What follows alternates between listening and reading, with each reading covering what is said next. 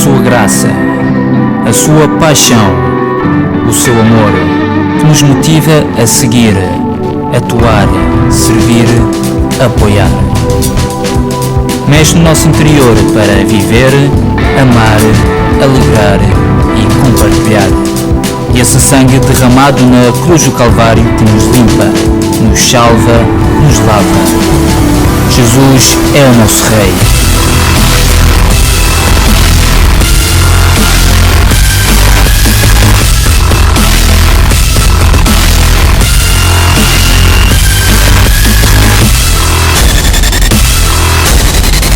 ICCM, a tua comunidade. No nome de Jesus, amém.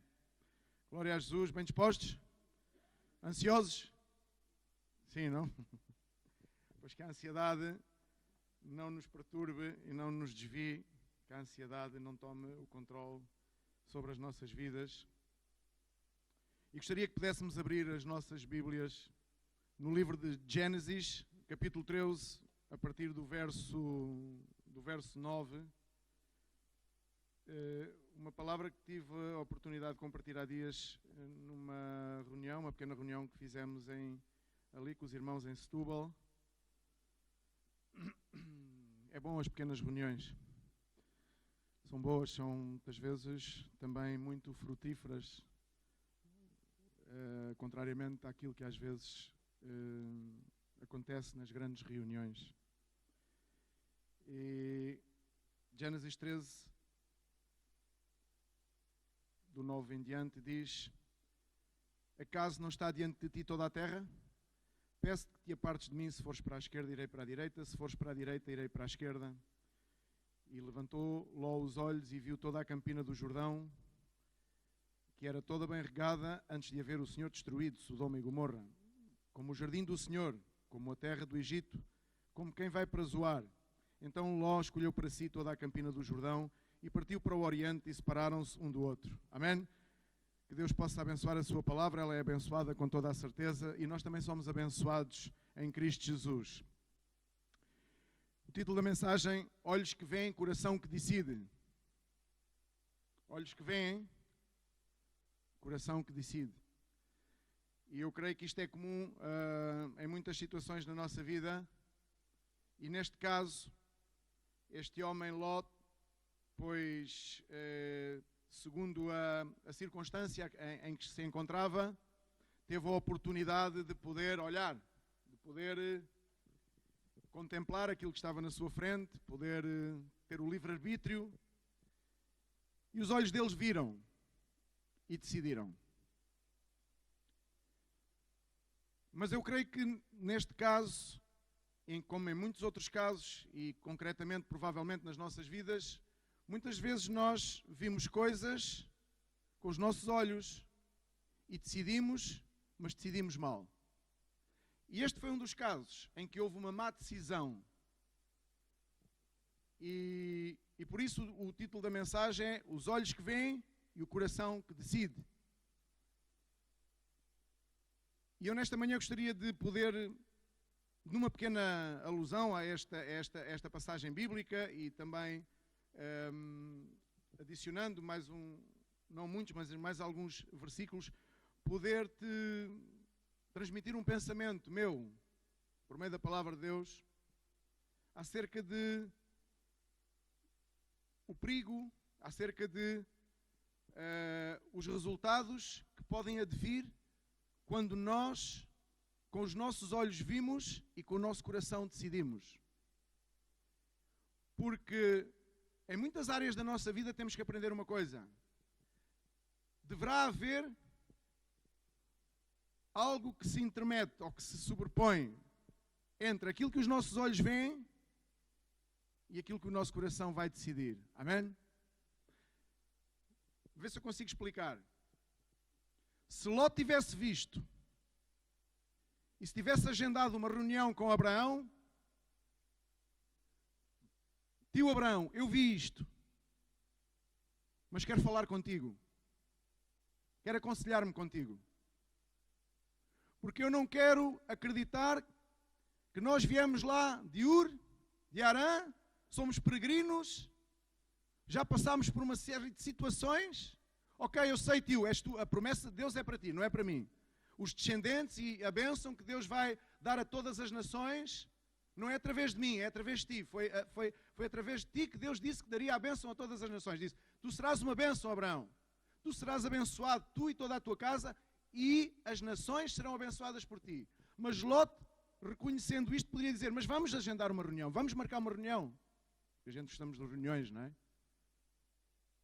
E não está mal agendarmos uma reunião, desde que o objetivo seja um objetivo frutífero, desde que estejamos dispostos a que nessa reunião coloquemos o nosso coração no altar. Mas muitos de nós temos a dificuldade de colocar o nosso coração no altar. E o que Deus quer é que nós coloquemos o nosso coração no altar. Porque, embora a promessa não fosse para Lot, a promessa era para Abraão, Lot tinha sido um parceiro de viagem durante muito tempo, do seu tio e de toda a sua família, todo o seu gado. E diz que ambos prosperaram. Não prosperou só Abraão, senão que Lot, que o acompanhou desde lá de Ur, desde que saíram, e que passaram por outros locais, diz que todo esse trajeto eles foram abençoados os dois. Diz que Abraão tinha muita riqueza, mas também Lot tinha muito gado, diz a palavra de Deus. E embora tudo isso tivesse acontecido, este homem, neste ponto da sua vida, toma uma decisão sem consultar. Sem, pelo menos, ouvir a voz de Deus a falar à sua vida. E nós hoje em dia na igreja assistimos a muitas pessoas que vêm à igreja, mas não ouvem a voz de Deus. Vêm à igreja, mas não tomam conselho de Deus. Vêm à igreja como se fosse algo que está calendarizado. É quase como uma devoção, mas no entanto não é uma devoção. É um cumprimento de uma calendarização. E vão à igreja, muitas vezes, sem se darem conta que Deus está a querer falar com eles.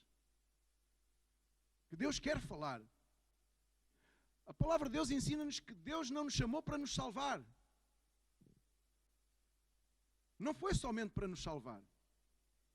Diz que foi para nos fazer à imagem e à semelhança daquele que era o primeiro de muitos irmãos. Amém? À imagem e à semelhança de Cristo. Isto significa dizer que nas nossas vidas, para além de sermos salvos, virmos a uma igreja e recebermos a Cristo como Senhor e Salvador, esse é apenas o primeiro passo de um projeto divino que é muito mais para além. E o projeto de Deus na vida destes homens e na vida de Abraão era muito mais para além daquilo que ele provavelmente naquele então ele poderia entender, que a sua mente poderia abarcar. Mas quando nós temos uns olhos que veem e um coração que automaticamente decide, então provavelmente nós não vamos ver realizado na nossa vida o projeto divino de Deus. Vamos aprender a viver sobre as circunstâncias. Vamos aprender a viver segundo as regras. Vamos aprendendo a viver de uma forma ilusória. Mas porque na realidade não estamos dispostos a ouvir Deus falar às nossas vidas, então vamos ver e vamos decidir. E normalmente as decisões que são tomadas sem consultar a Deus podem ser, ou normalmente são, dramáticas. São difíceis depois de resolver. Eu não sei se há aqui pessoas que já alguma vez decidiram sem consultar a Deus. Olharam, decidiram. Olhos que veem, coração que decide. Lot olhou e decidiu. E a maior parte daqui da igreja, já toda a gente sabe a história de Lot, eu não vou contá-la de novo. O porquê da decisão, qual foi a postura de Abraão, qual foi a postura de Lot, e o que é que os levou a este ponto. Eu tenho para mim que levou-os a este ponto a prosperidade também. A prosperidade que ambos obtiveram, se bem que um tinha a promessa de Deus e o outro por arrasto, ia encostado ao seu tio e prosperou também. Mas a prosperidade teve na origem do conflito. Porque se não for a prosperidade que ambos tivessem, a terra, segundo diz a Bíblia, não teria sido pequena para os dois. E uma das coisas lamentáveis na igreja, no meu ponto de vista, é quando nós não temos a capacidade de viver com a nossa própria prosperidade, com a prosperidade que Deus nos traz. Há muitas pessoas que não conseguem conviver, não conseguem gerir a prosperidade, a responsabilidade e tudo aquilo que Deus lhe põe nas mãos. E esse é um fator muito importante para nós podermos servir a Deus, aprender a gerir a responsabilidade que Deus coloca nas nossas mãos. Eu já assisti em muitos casos, eu não sei tu, eu já assisti a muitos casos em que Deus prospera uma pessoa, dá-lhe um rango de responsabilidade e essa pessoa começa a perder-se, a tomar decisões à toa, não consulta a ninguém. Agora eu tenho o poder da decisão, agora eu tenho um título, agora eu sou, agora eu consegui, então agora eu posso decidir. Assim estava Ló, viu, logo o seu coração decidiu. Não sabia ele que era uma das mais terríveis decisões da sua vida. Estava cego. E cego pela cobiça. Cego pela cobiça. Ele cobiçava, não digo que ocupar o lugar do seu tio, mas cobiçava poder adquirir um maior rango de responsabilidade, de riqueza, de prosperidade. Se não estamos preparados para viver em prosperidade, não anelemos viver em prosperidade, porque vai ser maior a ruína. E quando eu digo isto, digo para pessoas que gostariam de ter um maior rango de responsabilidade no ministério. É bom que aprendamos a consultar, que vayamos crescendo a par e passo, a pouco e pouco, que não queiramos dar passos maiores do que aqueles que nós podemos dar. Ló quis dar um passo gigantesco em direção àquilo que ele não sabia, mas que já era de antemão uma ruína para a sua vida. E há pessoas que anelam atingir objetivos e fazem tudo o que tiver ao seu alcance para poder atingir aquele objetivo. Não está mal reconhecer que demos passos errados na vida e que devemos dar um passo atrás e voltar a fazer a caminhada para que então sejamos firmes e constantes, sempre abundantes na obra do Senhor, como diz a Bíblia. Firmes e constantes, sempre abundantes. Porque esse é o chamado de Deus à nossa vida. É para que demos fruto, firmes e constantes, sempre abundantes. Firmes e constantes, sempre abundantes. Vacilantes, tropeçantes e nunca presentes. Vacilantes, tropeçantes e nunca presentes. Vacilantes, tropeçantes e às vezes estamos presentes. Não. Firmes e constantes, sempre abundantes na obra do Senhor. Essas são as pessoas que crescem numa palavra que eu tenho aqui apontada e gostaria também de compartilhá-la contigo. Ló demonstrou ou denotou uma cegueira sobre aquilo que é a realidade. E muitas pessoas na igreja e que escutam a palavra de Deus continuam ainda assim cegas de acordo à realidade de Deus nas suas vidas, de acordo à realidade que Deus tem para a sua igreja, para os seus filhos. Provavelmente porque ainda não caíram as escamas. Provavelmente porque alguns fatores têm impedido que essas escamas possam cair e possam ver a realidade. Possam reconhecer o chamado de Deus às suas vidas. Não fomos chamados pela Igreja Corpo do Messias, não fomos chamados pela Remar, não fomos chamados por nenhum tipo de organização. Diz que fomos chamados por Deus. Deus foi quem nos chamou. É Deus quem tem que nos guiar. É a Ele que temos que servir. É a Ele que temos que adorar.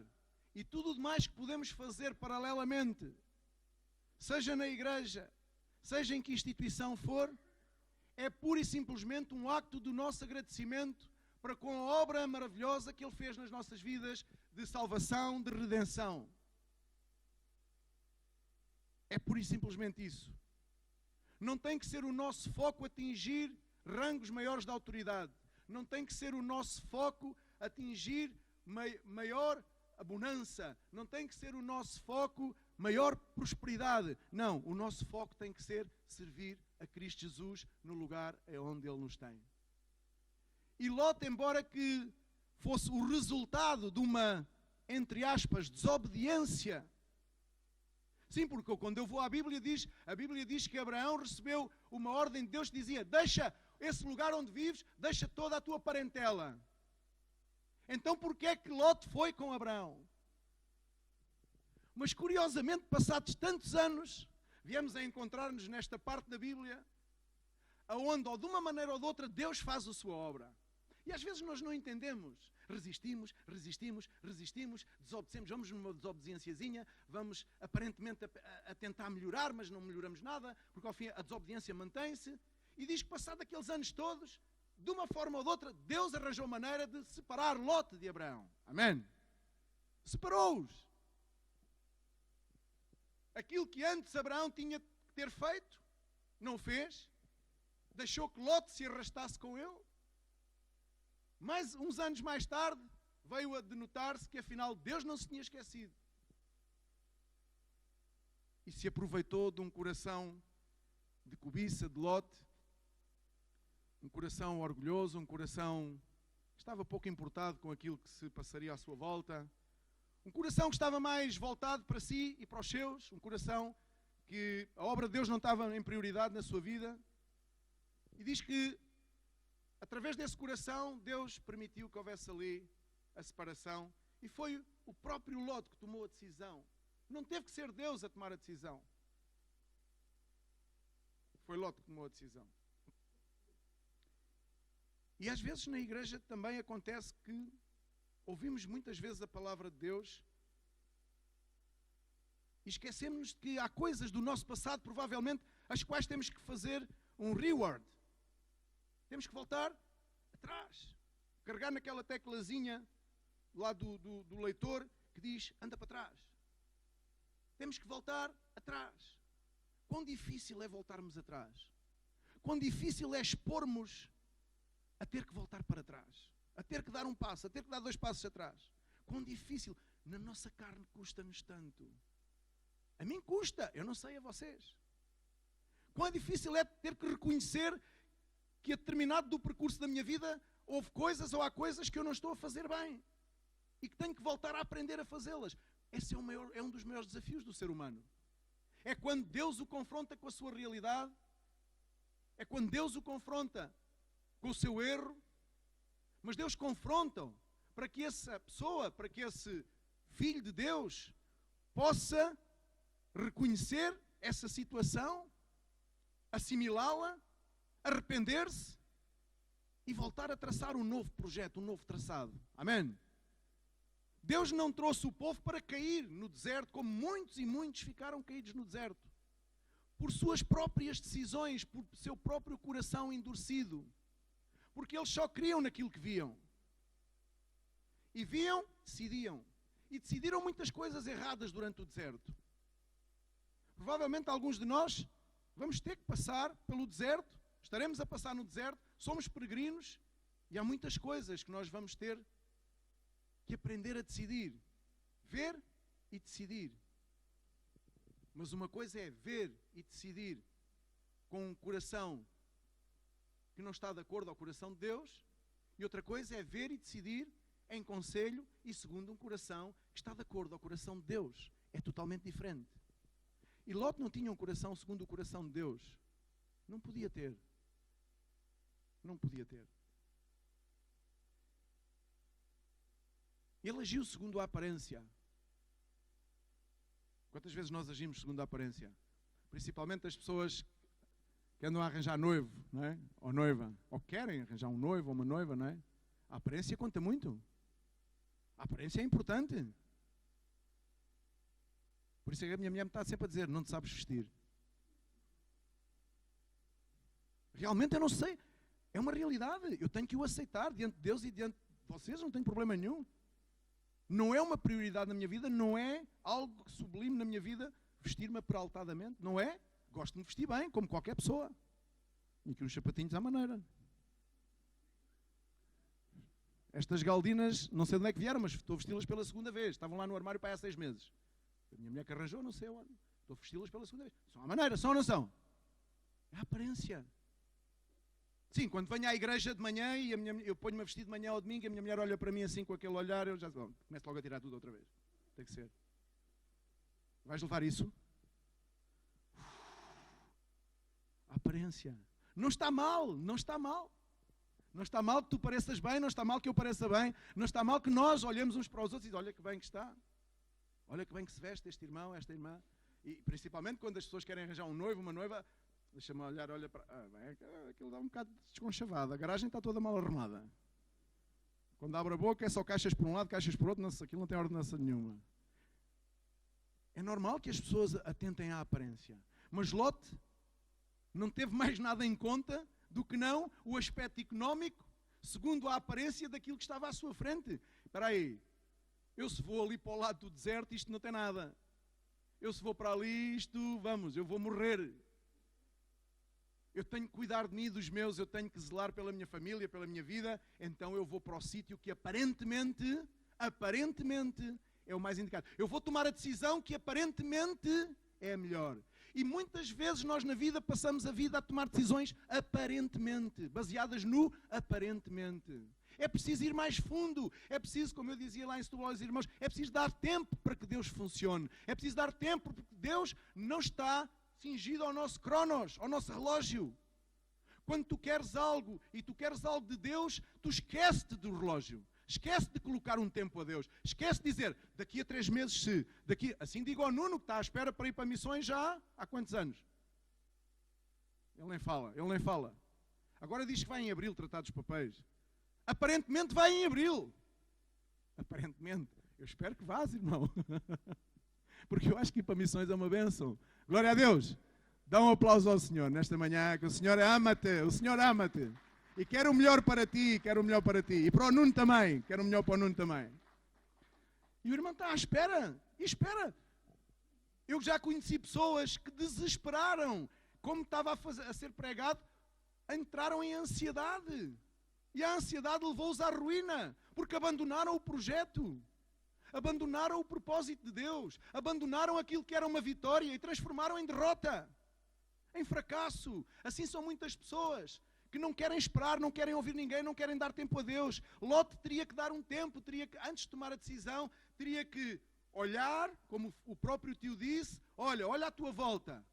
Mas antes de tomar a decisão, ele devia se pôr de acordo com Deus, submeter-se a Deus. Tio, eu sei que tu me disseste que se eu fosse para a direita, tu ias para a esquerda. Se eu fosse para a esquerda, tu irias para a direita. Eu sei que tu me deste a primazia da decisão. Eu sei que tu puseste nas minhas mãos toda a decisão. Mas, tio Abraão, eu não vou tomar esta decisão sem ser de acordo contigo. Eu quero a tua bênção. Eu quero o teu conselho. Eu quero ouvir Deus através de ti. E temos que aprender a ser assim. Ainda que às vezes as coisas sejam contrárias. Porque vão ser contrárias, porque normalmente Deus tem sempre um caminho, que não é o nosso caminho. Porque a palavra de Deus diz que os meus pensamentos não são os vossos pensamentos, diz Deus. Então esquece-te, quando tu tens um projeto e tu anseias que esse projeto vá ser concluído da forma com que tu já o elaboraste. Esquece-te. Coloca o projeto, sim, diante de Deus, diante do sumo arquiteto. Coloca esse projeto diante de Deus. Mas não te surpreendas, porque Deus vai trocar os planos. Não te surpreendas. Porque não é surpreendente que isso aconteça. Amém? Não é surpreendente. Normalmente é assim. Mas Lot olhou segundo a aparência, debaixo de um olhar de cobiça e de anseio pela prosperidade. Que vai ser, que vou atingir, que vou ganhar, notoriedade, fama. Agora é que este velho vai ver quem eu sou. Andei todos estes anos atrás dele. Ele tem a promessa, mas eu tenho a riqueza. Ele tem a promessa de Deus, mas eu tenho a riqueza. Ele é um espiritual, mas vai ser um espiritual mais pobre que eu. Vou ser um carnal, mas muito mais rico que ele. Diz que os carnais não discernem as coisas dos espirituais. Amém? A palavra de Deus diz que aquelas pessoas que vivem segundo a carne, o que é viver segundo a carne? É viver segundo a sua própria vontade. Por isso, simplesmente isto. Basicamente é isto. As pessoas que vivem segundo a sua própria vontade, na Bíblia, eles são denominados de carnais. não são espirituais, não buscam a Deus, não buscam conselho. Ló era um carnal. Ló não se humilhava, não se quis humilhar. Quando eu vejo pessoas que não se humilham para nada, mantêm a sua postura, como que defendendo a sua dignidade, defendendo os seus critérios, defendendo a sua razão e a sua justiça. Quando eu vejo que há pessoas que não conseguem dar um passo em direção à humildade, então eu vejo lotes, eu vejo a ruína, eu vejo que são pessoas que estão a caminhar mal, que estão a caminhar para o abismo. Eu vejo que há pessoas que estão a caminhar para um sítio de onde ainda não estão a ver, porque não estão a ver para onde vão, porque Ló não sabia para onde ia quando tomou esta decisão. Porque se soubesse, provavelmente não a teria tomado. E isto revelou uma coisa muito grande, que se manifesta muitas vezes na nossa vida: a falta de maturidade. Uma igreja imatura é uma igreja vulnerável. Uma pessoa imatura é uma pessoa vulnerável. Uma criança não tem maturidade. Por isso, às vezes, há aquelas crianças excepcionais, tu dizes, esta criança com 6 ou 7 anos, olha que maturidade tem esta criança, olha as decisões, olha o que diz, olha o que faz. São casos excepcionais. Então revelam quão importante e que importância tem para nós a questão da maturidade. E a importância que tem para Deus a questão da maturidade. Pessoas que não tomam decisões, que não querem avançar um passo mais à frente, porque preferem manter-se imaturos. E são imaturos. Por isso é que lá em Romanos 8:29 diz que Deus não nos chamou somente para sermos salvos, mas sim para sermos feitos à imagem e semelhança. Vamos abrir, para que não seja só eu a falar. Romanos 8:29.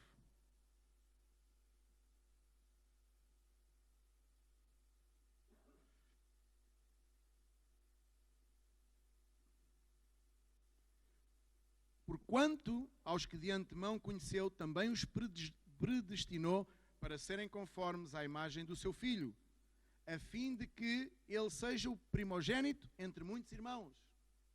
Nós que fomos predestinados por ele de antemão, fomos predestinados para isto mesmo, para sermos à imagem do Filho de Deus. Não somente para ser salvos, mas para sermos à imagem. Significa dizer as características que Jesus tinha. E Jesus não demonstrou nenhum tipo de pessoa imatura. Agiu com maturidade. Agiu com maturidade em todas as áreas da sua vida. Quando foi tentado, quando o tentaram desviar do caminho, quando foi agredido, quando foi cuspido, quando foi contrariado com a sua palavra, quando todas as coisas que nós sabemos que se lhe ocorreram, quando tudo isso aconteceu, demonstrou ser uma pessoa com maturidade. Ele diz que era jovenzinho e já ensinava na sinagoga, já falava com os mais velhos, já lhes ensinava acerca do Evangelho e daquilo que havia de acontecer. Havia maturidade na sua vida. E os nossos handicaps, muitas vezes, na igreja, é a falta de pessoas maduras. O que é necessário para sermos pessoas maduras? Ouvir a palavra de Deus. Receber a palavra de Deus. E muitos dizem, eu sou maduro, eu venho aqui todos os domingos, ouço a palavra de Deus. A questão é, essa palavra de Deus está a provocar algum tipo de reação na tua vida?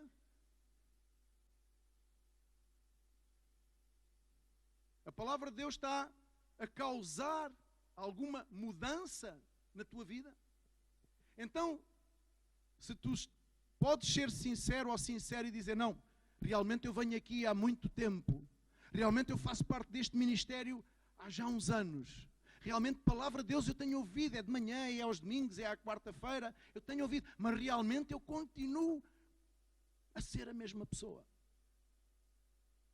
Somente aprendi a agir de acordo às regras do sítio de onde vivo, mas por dentro eu sou a mesma pessoa, penso da mesma maneira, ajo da mesma maneira. Então, se tu és a mesma pessoa, então é sinal que tu não escutas a palavra de Deus. Porque a palavra de Deus, ela produz um efeito e ela dá um fruto. quando ela é enviada à vida das pessoas. Amém?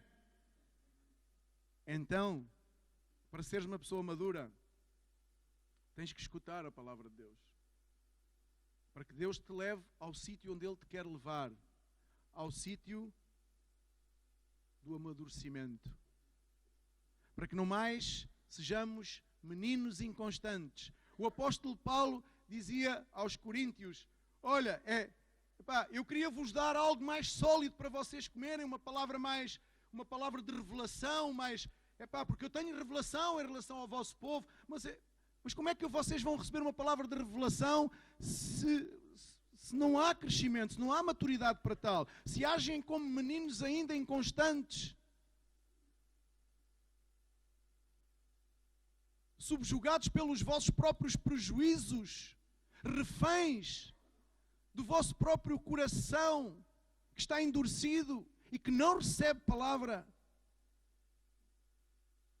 cuja prioridade é defender a sua própria justiça, a sua própria dignidade, o seu próprio eu, a sua própria família, são as prioridades, e por isso há contendas, e por isso há divergências, e por isso são como carnais. Qual é a diferença dos homens do lado de fora do mundo, digamos assim, como que dizendo assim a palavra de Deus? Qual é a diferença que existe? Já aprendeste a humilharem-se diante do Senhor, a reconhecer que é necessário que haja humilhação para que a obra de Deus se materialize, ou a humilhação é só para os demais? É só para os inconversos? A palavra de Deus diz que o julgamento começará pela casa, por dentro da casa. Amém? Começará por nós. Somos nós que necessitamos de amadurecer.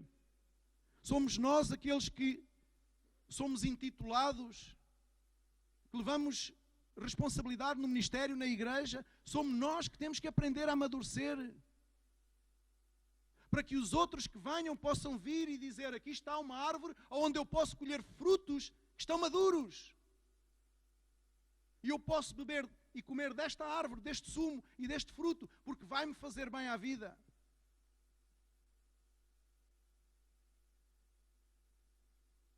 Ló era um imaturo. Arrastava-se atrás do seu tio. Podia ser maduro em muitas coisas, podia ter muitas estratégias de guardar gado, de tratar do gado, de falar com os pastores dele que cuidavam do gado. Podia ter muitas outras estratégias. Nós no ministério podemos ter muitas capacidades e desenvolver muita estratégia em muitas áreas. Há pessoas aqui nesta sala, têm dons que foi Deus quem lhes deu e que são irrevogáveis. Há pessoas, outras que há aqui, que sabem que têm os dons e que não sabem que os têm ainda, também há. Porque não os expõem, porque não os exercitam, porque os retêm para si. Mas tudo isso não presta. Tudo isso não presta se não houver um crescimento e uma maturidade no nosso meio, no nosso povo. Porque se não houver maturidade, o fruto fica mirrado, fica encolhido, fica encarquilhado. Não sei se esta palavra existe, encarquilhado. Se calhar inventei agora. Já não foi agora que já digo isto deste miúdo. Então, irmãos, eu creio que aqui o mais importante é sabermos que tem que haver um amadurecimento na nossa vida. Temos que aprender a reagir às coisas de maneira diferente. Temos que ultrapassar obstáculos que estão à nossa frente. Temos que nos irar, sim, mas temos que nos aproximar-nos. Não podemos deixar crescer distâncias. A distância não cura ninguém. A distância aumenta o flagelo. A distância aumenta a dor. O distanciamento traz uma maior desgraça. Não te afastes, aproxima-te. Ló quis afastar-se. Agora estou fora. Agora já não vai haver mais problemas. Os verdadeiros problemas estavam para vir à vida dele e da sua família. Por falta de maturidade. Romanos 12:2, mais à frente um bocadinho.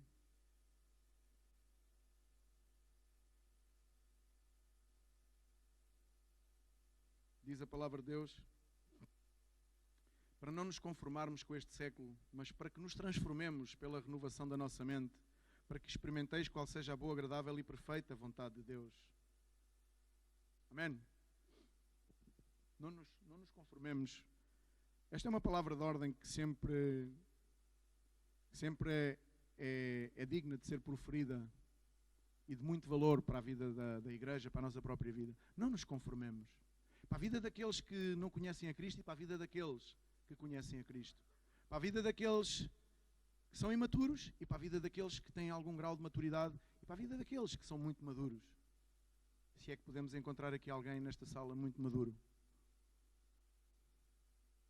Lá não caiamos de podres com tanta maturidade.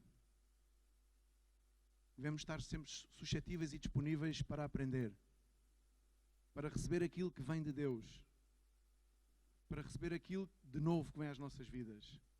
Devemos estar sempre suscetíveis e disponíveis para nos humilharmos diante do Senhor, porque somente assim se dá o crescimento da igreja, somente assim se dá o crescimento da vida pessoal de cada um, somente assim tu podes ser aquela árvore frondosa onde as pessoas podem comer e saciar-se com o sumo do fruto.